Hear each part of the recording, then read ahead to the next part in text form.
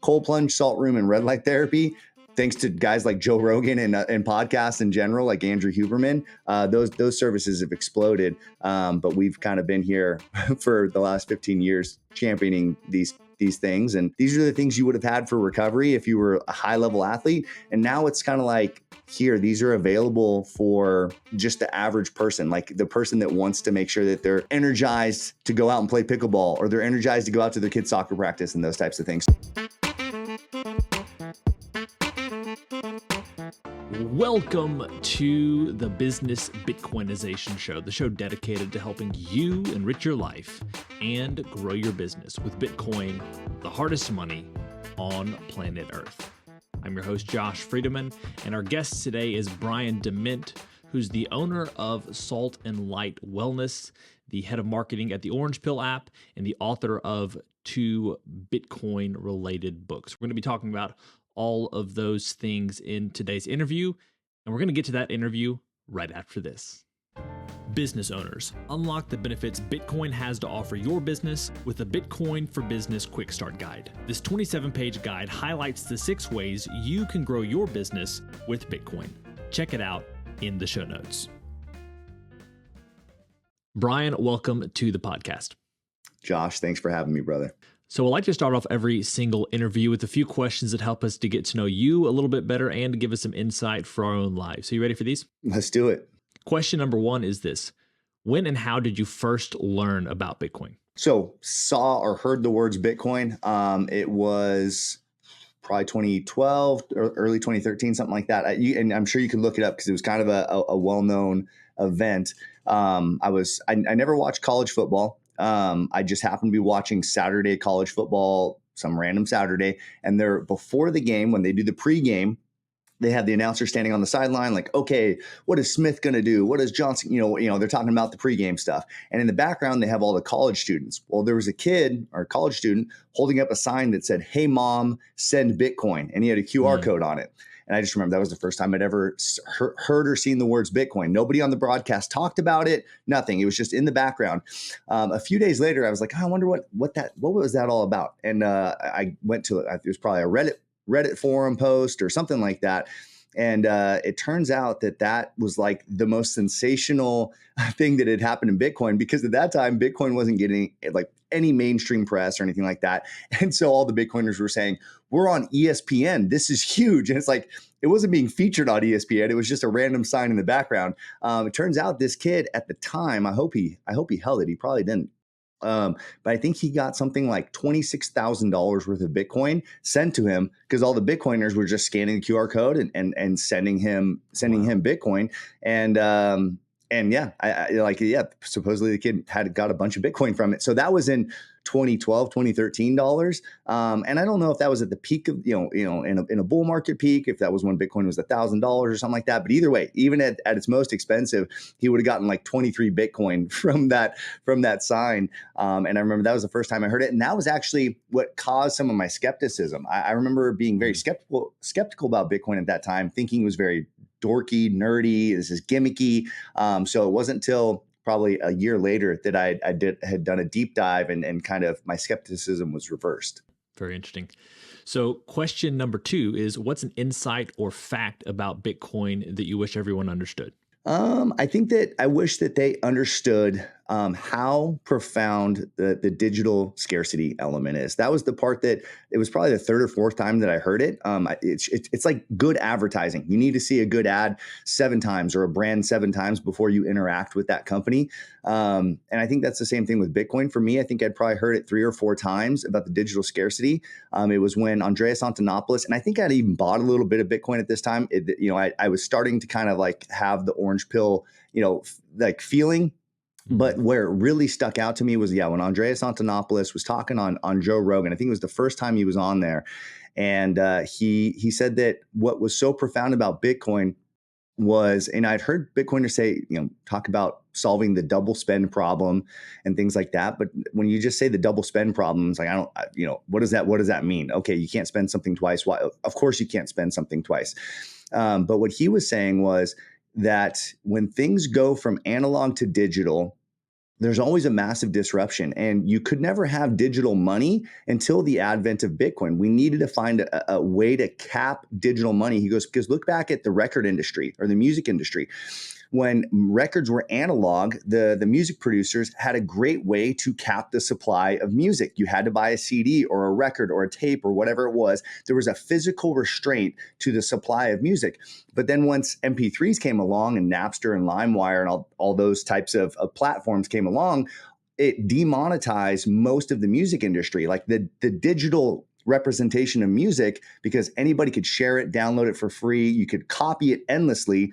And so that took almost all of the monetary value out of music because it was no longer scarce. And so we could never have money that was digital until you found a way to make it scarce. That was when Andreas Antonopoulos framed it that way. It was like, oh, this is profound. It was like humanity was prevented from moving forward in the digital age of money until we had a way to do this. And that was like the framing I needed to really make the light bulb go off. And the scarcity element still blows my mind. Like, so once or twice people have pushed the question back on me, and I always go back to the scarcity. Like every time, and I remember when I was younger thinking, trying to like conceptualize infinity.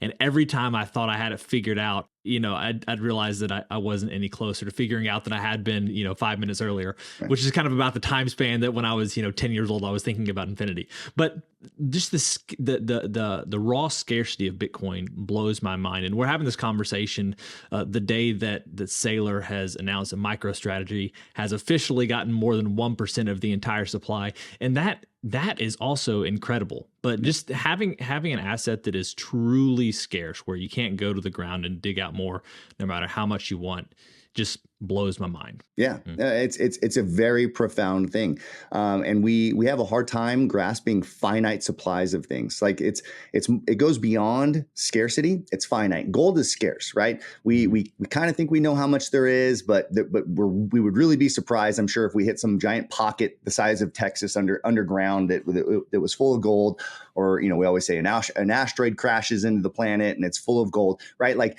we think we have, and I'm sure in the universe, I don't know if the universe is continuously expanding and creating more gold or whatever, but if it is, then there's an endless supply of all minerals, all gold, all kind of elements in the universe are expanding infinitely. And again, I don't know if that's true or not. That's a scientific theory, but that's kind of the prevailing scientific theory. And so all elements can be scarce, but there's an expanding currently it's scarce, but 5 seconds from now, its supply is increased. Bitcoin is finite. It's the only other thing besides the days of our lives that are like absolutely numbered. Now, we don't know how many days of our lives are numbered. Like we don't know what that number is, but that's part of what makes Bitcoin so kind of profound. So I start to think about money in terms of generational now. I start to think about, wow, my life is very uncertain. I just flew out to Portugal for Bitcoin Atlantis, but like you never know what could happen on a flight or when you're traveling abroad or anything like that. So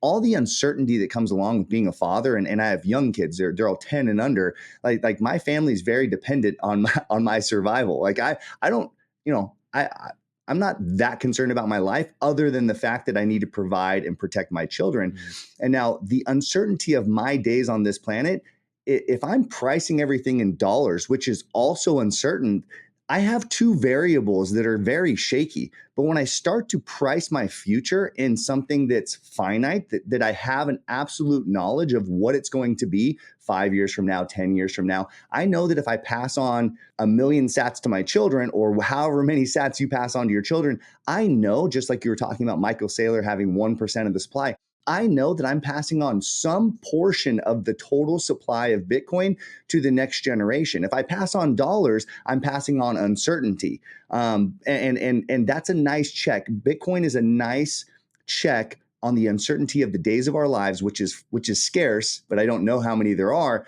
Bitcoin is the only other thing that's truly scarce or finite, but I do know how many there are. So it provides a little sustainability, a little reliability in my future planning for my family or even for my own finances. But I particularly think about it in terms of my children. Great thoughts. Question number 3, and I'm guessing you're going to be a little biased here, but what is the Bitcoin resource you most recommend to other people? Yeah, I mean, we build resources for a living, so I think that we are going to be biased towards those. Well, let me start with one that I'm not biased towards. I think that companies like Swan and River are like really cool Bitcoin exchanges. The Bitcoin Well, I actually have never interacted with the Bitcoin Well, but I know that these Bitcoin companies that are exchanges where you buy Bitcoin, like some of them you can't even sell Bitcoin back into them, but they promote self custody. So as far as like, I get so many people that are asking now, and I'm sure you're the same way. So many people are asking, how do I get started in Bitcoin? What's the first step? It's just like buy a little bit of Bitcoin. I think we sometimes we overlook the exchange itself. Like when I for years, for the last two bull runs, I sent everybody to Coinbase, and now I kind of regret that, because they inevitably get into altcoins and they go down all sorts of rabbit holes and things like that, like I did as well.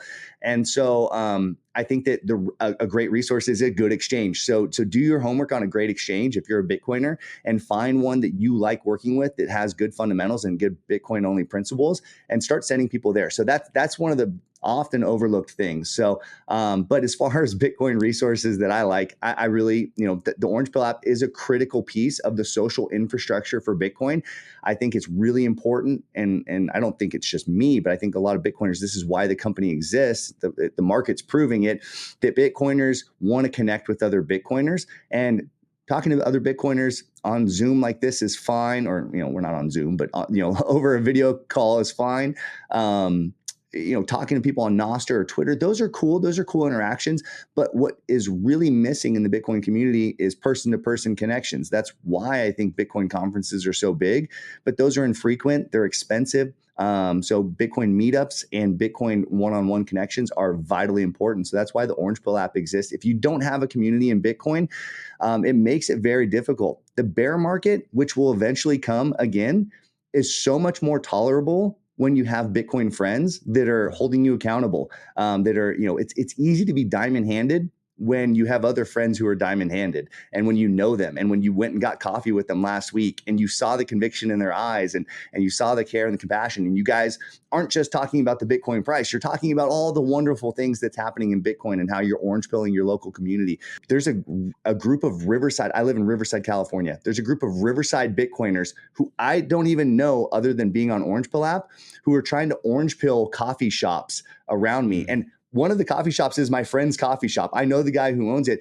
but it's so cool to see other Bitcoiners in my community trying to orange pill these people. So community is so important in Bitcoin. And then obviously, like I wrote this book called Bitcoin Evangelism. If you need a kind of a resource, it's great for new coiners or no coiners, but it's really written for the Bitcoiner who has a hard time articulating Bitcoin to their friends. Like, how do I, as a new Bitcoiner or even an experienced Bitcoiner, but I can never effectively orange pill people?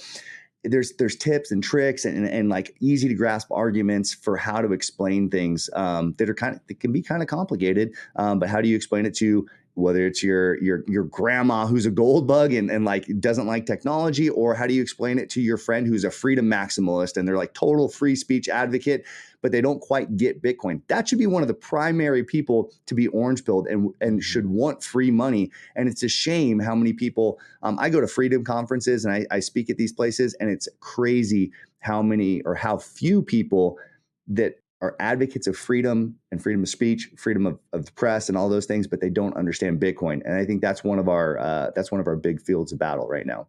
Yeah. One interesting thing to kind of expand on that point, you may or may not have anything to add to it after I say this, but it's so interesting to me that people who are philosophically aligned with Bitcoin, that see the need for more sovereignty, things like that. They may not articulate it quite that way, but it's like they're primed for Bitcoin, and they almost want to just find all the ways that it could possibly fail. And usually these are critiques that have already been responded to by Bitcoiners and things like that. But it's just like people almost don't want there to be a solution. Yeah. It bothers me so much. Like, people are so ready for Bitcoin, but they don't want to take that step to actually get what they would like to have. And that's a great point. It's actually really insightful. I see that. I mean, when you point that out, and I don't think I've ever identified that before, but I think a lot of my friends who are big advocates of freedom, they like to complain and they don't like solutions. And that's really unfortunate. That's a small, I say a lot of them. I say I can think of a few. I think that's what I'm thinking of. I can think of a few people who are like that. I'd say another portion of them do want solutions. But it's a shame that they could be so right on a topic and yet so wrong on the remedy to it. So question number 4, we're getting outside of Bitcoin for this. Beyond Bitcoin, what's a resource, tool, or idea that's been helpful to you or one of the many projects you've been working on recently? You know what? I'm trying to find the book. So in my business, you can see my hat, Salt and Light. Well, in one of our businesses, my oldest business, we started it in 2008. My wife and I, right when we were out of college. So we just passed our 15-year anniversary of the business. But I'm reading a book. It was recommended to me actually by Mateo for the founder of Orange Pill app. It's a great book on marketing, and it just kind of reframes how we should think about our marketing as a brand. And the greatest brands of all time, they don't position themselves as the heroes of the journey. I believe the book is called Building a Story Brand. So for anybody that's looking for a great marketing book, have you read that book before? Yeah. Well, yeah. I've listened to it, which okay. I feel like sometimes I don't quite get as much, but I get through it a whole lot faster. Yeah. So it's, whatever. I count listening to it as reading. I mean, I feel like we always feel guilty. Like, oh, I listened to it. It's like, basically the same thing. But yeah, I think it's a great concept. And I think we should do this. This is a great tip for orange pilling. This is a great tip for building your business, for your marketing. It applies to Salt and Light. It applies to Orange Pill app. It applies to orange pilling people. We need to position people as the hero of the story as opposed to ourselves. I mean, we do this like when we're orange pilling somebody, we want to be, I'm the shining knight and I'm going to come in and I'm going to show you the path to freedom and prosperity and transforming your generational wealth and all that kind of stuff. But it's like, realistically, this person, they're the hero of their story. And when another hero comes along, they're like, oh, that's great. You're a hero. I'm on my own quest. That's cool for you, but I'm doing my own thing. What we really need to do is come along like they're the Luke Skywalker, and we're the Yoda, or we're like the Obi-Wan Kenobi. And we're just the guide, right? Like we've been there and we've done that. We have experience. We have authority to speak on the issue. But they're the one that's on this journey. And I find so often that, especially in the past, when I would try to orange pill somebody or when I would try to pitch my business or whatever it was, I wanted them to think how great I was, because if I showed out how great I was, they would want to come along like, oh, this guy knows what he's talking about. So I'm going to do whatever he says. I'm going to listen to what he says. That's not how people think. It's different when you're a celebrity, right? Like if a celebrity says something and they endorse a product, but we're not celebrities. We don't have that kind of charisma or that kind of clout in this person's mind. And so we need to really focus on them being the center of their story. At the end of the day, everybody that opts out of fiatum and into Bitcoin, or they opt out for Salt and Light, anybody that opts out of kind of the fiat medical system, the fiat health, the old way of doing things, the food pyramid of our diet and those types of things, and they opt into new and fresh and innovative, more holistic ways of treating their health, like that's empowering to that person. Like I don't need to make that story about me. And so I think, that we spent so much time focusing on ourselves as the heroes when in fact that person is the center of the story. They're the center of their story, and we need to act accordingly. That mindset shift is so helpful. And our default, we are the hero of our story. It's just our perspective in life. We have our perspective, but to remember that whenever you're going to someone else, you're there to serve them. You're there to help them along their way, help them to achieve their goals. Putting yourself in that guide position is so powerful. Yeah. So thanks for bringing that out. I don't know if someone has recommended that in the past or not, but it's a very powerful book. And just that concept alone can revolutionize a business and your approach to other people. And real quick on that, I mean, I was thinking about this last night, is the way that the author of the story of the book frames it. It's like, man, if every business, and so in the other book I just wrote, it's called Parallel, for anybody in your audience that doesn't know, and it's really a pitch for the parallel Bitcoin economy. And so I've been thinking through this parallel economy a lot, and if more businesses adopted this kind of strategy of putting their customers front and center, that makes for more healthy businesses. It's not a zero-sum game. It's not like if other businesses start to adopt good business strategies, that's somehow going to take away from me. No, I want as many businesses in my economy, which, then whether it's in my local economy or whether it's in the Bitcoin economy, I want as many businesses as possible practicing healthy business practices, right? Like practicing healthy business strategies, taking care of their customers, exalting the customer, making customer service front and center. Because when you hold, it's going back to what we talked about earlier, when you hold a finite money supply like Bitcoin, what happens when wealth isn't the amount of money in your society? Wealth is the amount of goods, services, technologies, all those things. As those things increase and you have a fixed money supply, every unit of currency becomes more valuable because the wealth of that society is growing. Your money, there's only 21 million of them. So each piece of that money that you have grows and grows and grows as anybody makes a technological innovation, as anybody's company grows, as anybody in that economy becomes more successful, everybody's money becomes more valuable. It's a really revolutionary way to do things. It's like fiat really screwed up how economies work. It really, really did. And I think it's not going to be until a generation into the parallel economy that we see how important it is to champion other businesses to do better. Because when their balance sheet grows, when their profitability grows, your savings will actually increase in value because of the work of other companies. It's going to be a revolutionary idea.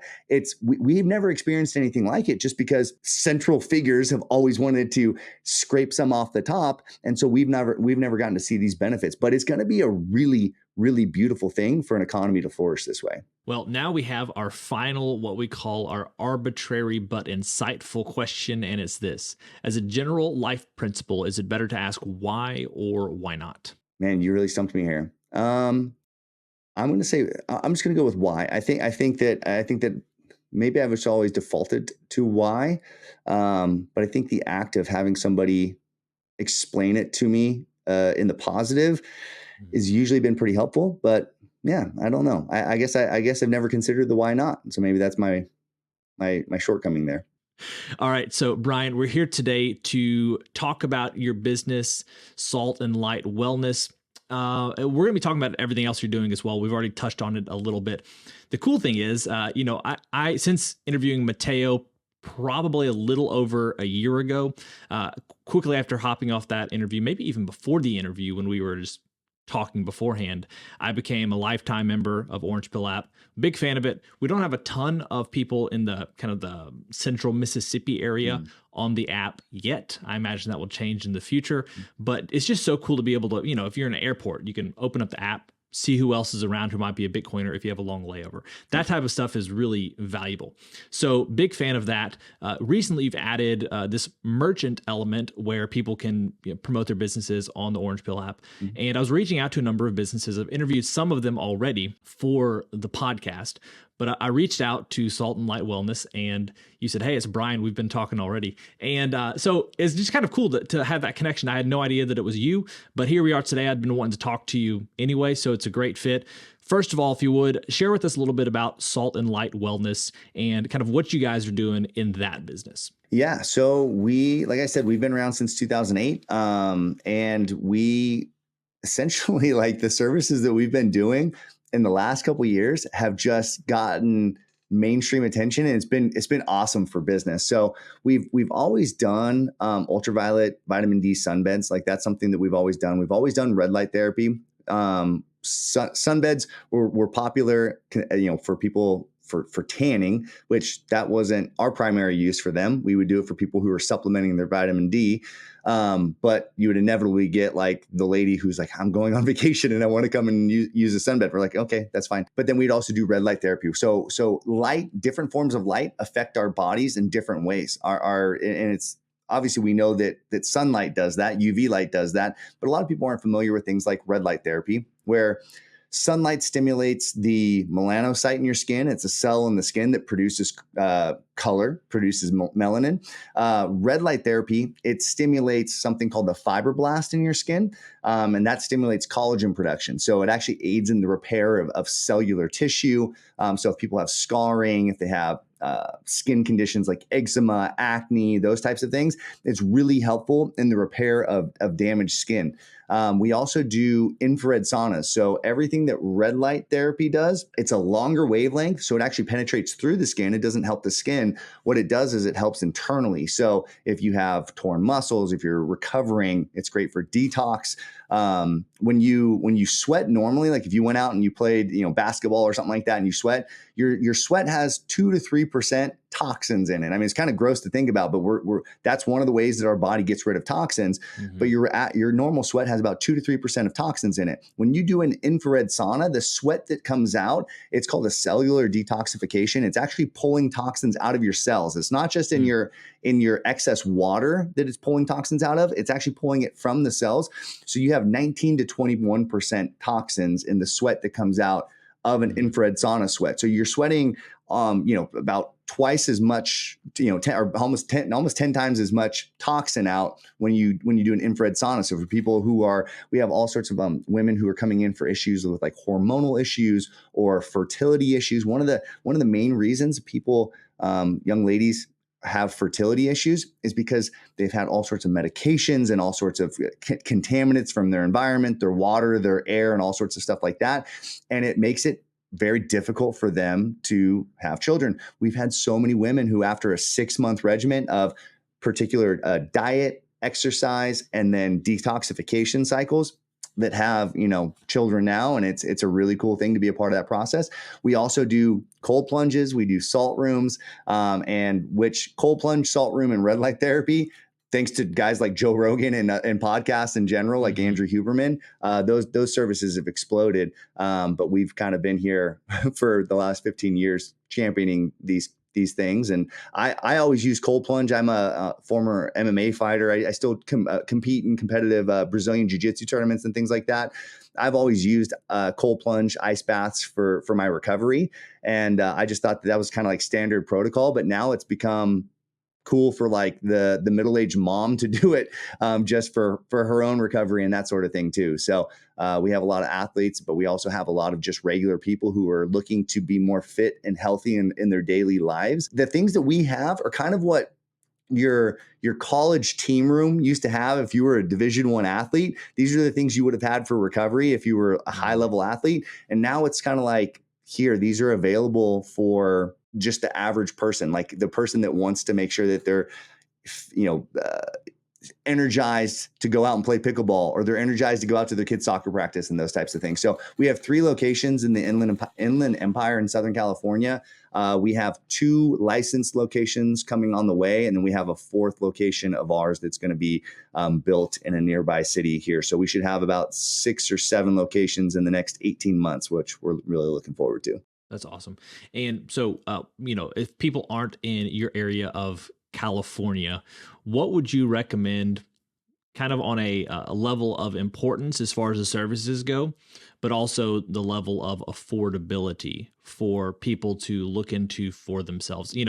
If they're near you, they can pay the one-time fee, the monthly fee, and have it all taken care of. But as you're sharing some of these things, a lot of Bitcoiners are thinking longer term. They're caring about their health. They're realizing that the official recommendations may not be what gets them to that level of health that they're looking for. So of the services you provide, what do you see as the most important, and the ones that the average person or Bitcoiners are most can most easily incorporate into their lives? Yeah. So just the cheapest and most efficient, and we even suggest this to our customers, natural sunlight. Go out and get natural sunlight. Like ours is it's the same thing. It's the same wavelengths as outside. There's nothing different about it. There's these very high tech ultraviolet units, but it's free outside. We live in Southern California where like there's sunshine that's plentiful. Unfortunately, a lot of our customers live indoor, they work indoors. So they're indoors all day. And so maybe they can come on their lunch break. Maybe they can come after work when it's not sunny out. but at least on the weekend, try to get out on Saturday and Sunday and try to expose as much of your skin as you can to natural sunlight midday between 11 a.m. and 1 p.m. Is when you get that. Early in the morning, you actually get infrared light. That's why in the morning and in the evening, you kind of see an oranger sky. It's because you're actually getting more of the infrared. So the atmosphere is filtering out most of the UV, but you're still getting hit with infrared light. So if you want infrared light exposure, you go out earlier in the morning and you expose your skin to sunlight, which can be kind of colder. And then in the evening, you can do the same thing. So you can actually get these services for free outside. It just takes a little bit of knowledge of when to do it and how to do it. And again, living in a location where that's available. If you go to a place where you're like, I want to find a better sunbed that's not like the old school ones, find one that has, just ask the place if they have electronic ballast. There's all sorts of technology that goes into these things, but that's probably the easiest question to ask. If these sunbeds have electronic ballast, they're probably going to be a little bit better. They're probably going to be a little bit safer to use. And then, try to find places that have red light therapy. Red light therapy is probably the next lowest hanging fruit because more places have those nowadays. But the number one would be sunshine. Like, I'll just come back to that. The vitamin D, appropriate levels of vitamin D are associated with the lowest risks of all cause mortality. Vitamin D is proper vitamin D levels are associated with lower risk of cancer, lower risk of diabetes, lower risk of osteoporosis, lower risk of all sorts of things that ail people as they get older. Even things like colds and flus, you get over them much quicker, and you're much more resilient to them when you have high levels of vitamin D. So whether it's for your kids or your family, I mean, it's sad how we're coming out of a generation of the medical industry where they told us to put on sunscreen to walk to the car. They told us to cover up, don't ever get exposed to sunlight because you're going to get skin cancer. Actually, melanoma, which is the most deadly form of skin cancer, if you look at any of the studies, it's most highly correlated to people who live indoors and work indoors. Like, it's not associated with sun exposure. The lowest rates of melanoma are among outdoor workers, like construction workers, people that work outdoors have the lowest rates of melanoma. So it's definitely not associated with sun exposure. It could be associated with sun burning. We do want to avoid sun burning, but when you're consistently exposing yourself to moderate sunlight, that's how you properly elevate your vitamin D while mitigating any other kind of risks. So I think sunshine's the one catch-all that everybody can get some sort of exposure to, whether it's indoors or it's naturally outside. When it comes to like consumer grade red light therapy, is there anything available to people? And obviously, like consumer grade is still probably going to be kind of expensive, but do you have brands that you recommend if people are interested in checking it out for themselves? Or is it better to get that from some sort of spa? Yeah, no, you can find consumer grade legitimate red lamps. There's most of the companies, like if you Google red light service companies, and I did this the other day, I was just kind of seeing what's out there, what people are buying, if they're just doing it for home use. I think that the top 10 things that popped up on Google when I just Googled at home red light therapy, they were all legitimate. I looked into the LEDs and the power of them. Like, you essentially, there's nothing special really about these red light units other than they're putting out proper lumens of red lights. And so, look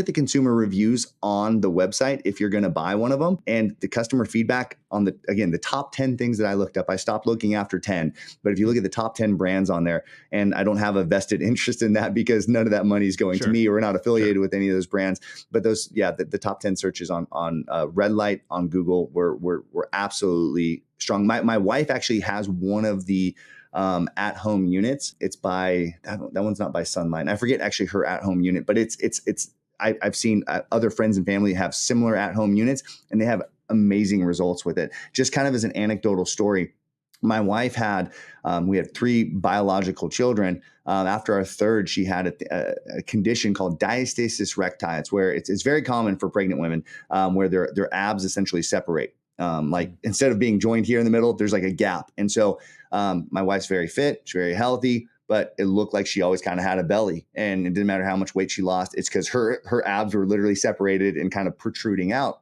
The doctors said, kind of the mainstream fiat doctors, I guess, for lack of a better term, they said that the only option was to put a mesh implant in there, which is also dangerous because it could rupture or tear things. Every 10 years, it probably needs to get changed out because they can have problems and stuff. But that was their only solution. And they're like, you're still never going to be able to lift anything heavy because that could rupture it and all sorts of things. There's all sorts of problems. Like nothing about this solution that they were offering sounded good other than it was going to cosmetically fix her abs. And so she had started looking into like how much infrared light would I need to do in order to fix this? We were already in the industry. And so but like just exposing the red light's obviously not going to make your abs grow back, right? Like that's absurd.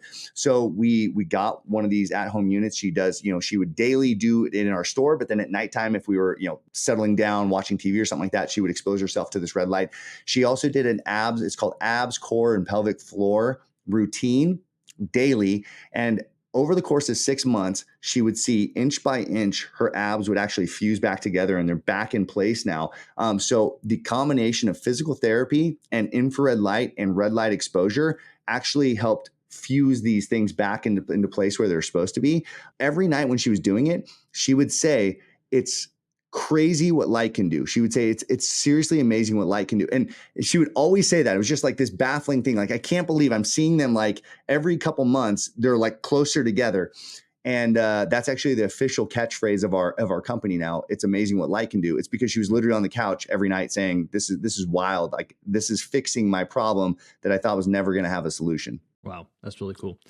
So could you share a little bit more about your new book, Parallel, what people can expect and where they can get it when it's released? Because I think I saw it. Is it released now? Is it like actually in print now? We released an exclusive, like early edition of it at Bitcoin Atlantis, which, those people are kind of early readers of it. There's going to be, it's been edited professionally multiple times, but I guarantee they're going to find typos and things like that. So we're in the process of still clearing it up. It's the full release date is on the Bitcoin halving. So we'll find out in that last 2-week difficulty adjustment of when the actual release date was. We have it kind of pre-sale launched, ready to go on April 16th, but it probably is going to be closer to the 19th or 20th. Mm-hmm. But people can go on and pre-order the book right now on Amazon. It's like the #1 trending book in its category for the pre-launch, which is awesome. But Parallels, it's simply the case for the parallel Bitcoin economy. I mean, it's really that simple. The first chapter of the book we're really in this, in this phase. It's a perfect storm of perfect storms. I mean, for anybody that's familiar with the fourth turning, like we're in the middle of the fourth turning, right? We're in the middle of a confluence of there's a 250-year cycle. Ray Dalio talks about this. He talks about the 250-year political cycle, the 80-year financial cycle, and then the 50-year technological cycle. Usually those cycles happen at different times. All three of those cycles are converging right now. And each time those things flip-flop, they flip-flop or they waffle between centralization and decentralization. Well, right now, we're waffling back towards decentralization in all three of those categories. We're also seeing three things that are present anytime there's a paradigm shift. Paradigm shifts only happen when there's a will for change, a social layer to connect those people, because you could have 1 million people that want change, but if they don't know each other and they're not connected, then change doesn't happen. So there needs to be a will for change, a social layer to connect those people, and then a technological innovation that enables those people to compete with the status quo, the establishment. And we see that we go over historical references to that, like the Reformation. There was a will for change, and then there was a church movement behind it after Martin Luther nails the 95 Theses to the Catholic Church. And then there was the advent of the printing press, which had happened 50 years earlier. And so now, because Bibles were much more widely distributed, the Reformation happened. And so you see a split between the Protestant and the Catholic Church, and it decentralized the church model. The church had become very centralized under the Catholic Church and became decentralized after that. And so we go through some of those historical examples of these ebbs and flows, and we're actually in the middle of probably the craziest perfect storm of perfect storms humanity's ever seen. And we're seeing a convergence towards decentralization. We have Bitcoin, and we have a massive will for change around the world. And so we're at this really important time of history where everybody has the chance to participate in this new economy that's never existed before. We've never been able to have a worldwide parallel economy that enables people to opt out of the existing system. And so the book covers, kind of the tyranny of the existing system, but it has a very optimistic approach of how we can take step-by-step actions to contribute to the parallel economy. You don't need to go entirely on a Bitcoin standard today in order to make the parallel economy happen. You just need to find little ways to opt out of the existing system. And step one, most people probably watching this show have done that. They've bought Bitcoin, right? Every sat that you buy is one vote against the central bank, right? You're voting for Bitcoin. You're voting against the central bank. Every vote you make, and we call these votes, right? It's like elections. You might think they matter. You might think they don't matter, but elections in the market, what you do with your money, your time, and attention is the most powerful vote that you can cast. And every sat that you buy, again, is an opt-out, is a vote out of the existing system. Every sat that you spend is also a vote out of the fiat economy. It's a vote towards the Bitcoin parallel economy. And so it gives you a pretty optimistic approach of how to build this thing step by step in a reasonable and manageable way, as opposed to just taking on more than we can handle. Excellent. Well, I appreciate you sharing those thoughts. One thing that stuck out to me, and then we can wrap up here, but just the idea of like recognizing that we're in a tough spot here, but we have the tools to fix it. It's a very Bitcoiner mindset. It's like things aren't looking great now, but we can kind of see around the corner that we're getting to a better spot. So it sounds like very, very much aligned with the Bitcoin ethos, which I'm not surprised at all about. Do you have any final thoughts to share as we're wrapping things up, as well as where you'd like for people to go to, keep up with you in any number of ways that they can, based off of today's interview? Yeah, well, if somebody has a business that accepts Bitcoin, please go to the orangepillapp.com, or actually orangepillapp.com/merchants and register your business there. I mean, we're really trying to build out a network of businesses who accept Bitcoin, so that when Bitcoiners open Orange Pill App, they can find like, hey, there's a taco shop down the street, or there's a wellness studio down the street where I can go and spend my Bitcoin. And even if you're not a business, or you're not like a brick and mortar business, you can still register an Orange Pill App account. And if you're a Bitcoin lawyer, or you're just a lawyer who also happens to accept Bitcoin, or whatever you do in the fiat world, somebody's willing to pay you Bitcoin for that exact same thing. And so just put in your profile that like, yeah, I'm a lawyer, but I also accept Bitcoin. We've hired lawyers through. That's why I just keep saying lawyer, because we've hired a lawyer through Orange Pill App. So it's just like, that's how you develop this circular economy, or the parallel economy, is just by putting yourself out there. Maybe it's going to be 6 weeks until somebody, if you're a graphic designer, maybe it's going to be 6 weeks before somebody pays you in Bitcoin to develop a logo or something for them. That's fine. That's just one little step. Now you can say you're officially a Bitcoin graphic designer because you've accepted Bitcoin for a gig. Find something that you can either buy in Bitcoin, or find something that you can sell in Bitcoin. Either side of that equation takes a big step towards this process of hyper Bitcoinization. And if you're in a place where you're still trying to orange pill friends and family, Bitcoin Evangelism, it's on Amazon.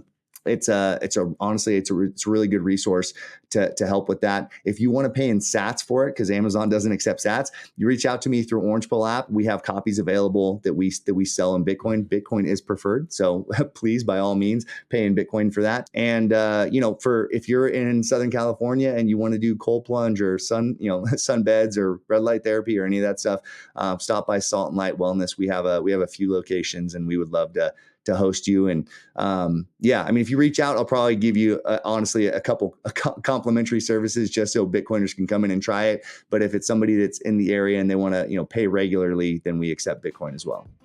Excellent. Well, Brian, thank you so much for your time today. It's been a pleasure. All right, my friend. Thank you, Josh. Well, friends, it's a wrap. Thanks so much for listening to this episode of the Business Bitcoinization Show. If you want to reach out to either me or Brian, you can find those links down in the show notes. And be sure to get out there and get some sunlight.